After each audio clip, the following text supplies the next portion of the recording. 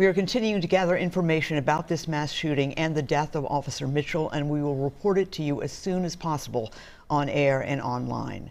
And we are very grateful this morning to have Minneapolis Police Chief Brian O'Hara live with us this morning. Chief O'Hara, thank you so much. Thank you, Esme. And I would just like to say that I would like to express my condolences, and I think so many people out there this morning would like to express their condolences to you and the entire department for the loss of this very fine young man. Yes. I know you wanted to share some things about Officer Mitchell. Yeah, I think it's important for people to know. Officer Mitchell chose us.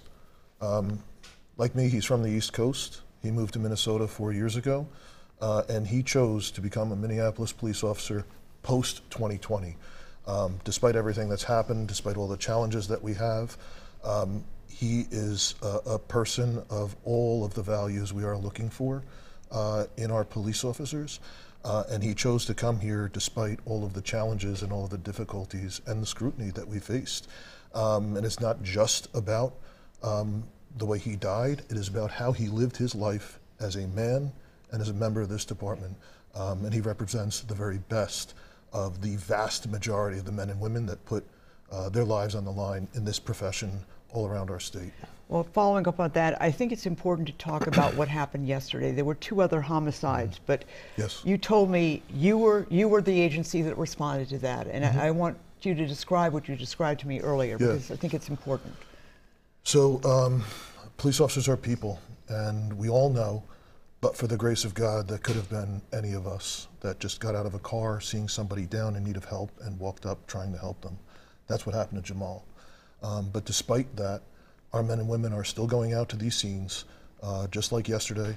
2 different times on the north side, you know, got out of the car, someone was laying in the ground in the street, just like Thursday afternoon, and just like Jamal, approached folks and tried to save their lives. 2 times yesterday, police officers were doing CPR and other life-saving measures on folks on the north side, and unfortunately, despite their best efforts, they weren't able to save them.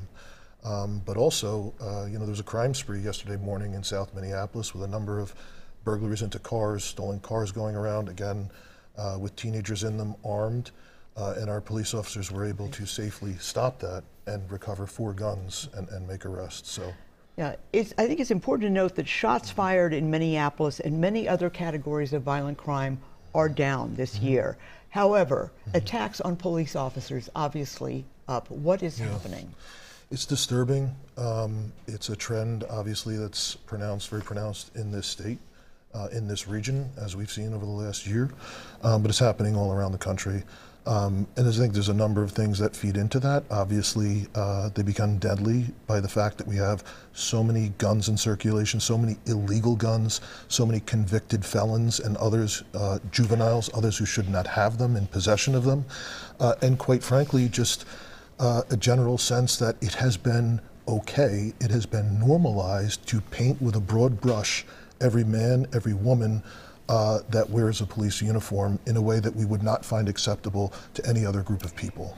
Is this in the aftermath of George Floyd? Certainly in the aftermath of George Floyd, but I think it's something that had been building up over a period of time. Okay, and then people need to know words have meaning, and a lot of violence against groups of people, whatever groups of people it is, by religion, by ethnicity, or otherwise, starts with words, and we should condemn and not allow.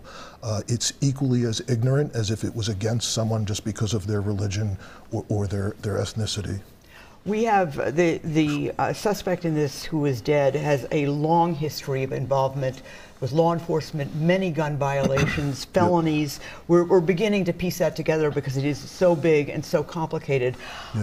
You told me that the U.S. Marshals were actually out looking for this man and trying to find him.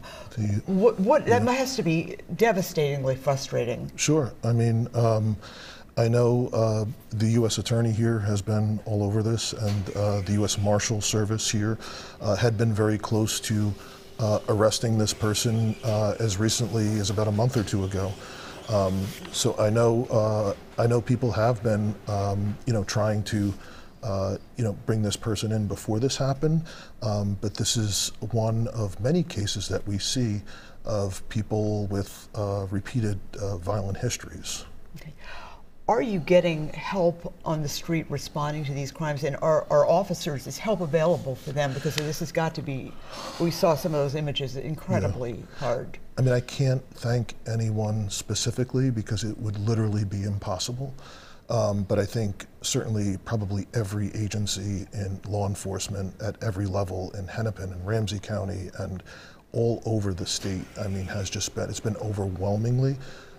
Dozens of agencies responded immediately Thursday, and they have continued to reach out and show support and offer their assistance. And we're incredibly grateful to them, just like we're incredibly grateful to the overwhelming support of residents in our community who have just been showing up, you know, just saying thank you, and have been, quite frankly, they have been in mourning with us. They know, a lot of them knew Jamal from his service here, and they are also very deeply affected. And I can't say enough how much we sincerely appreciate the love of the people from community for us at this time. Well, Chief, we sincerely appreciate you, the sacrifice, the unbelievable sacrifice this young man made, and we are so sorry. And we here, we're right in downtown Minneapolis right here. We certainly rely on you and count on you guys, and you're there all the time. So thank you very much. Thank you. Okay.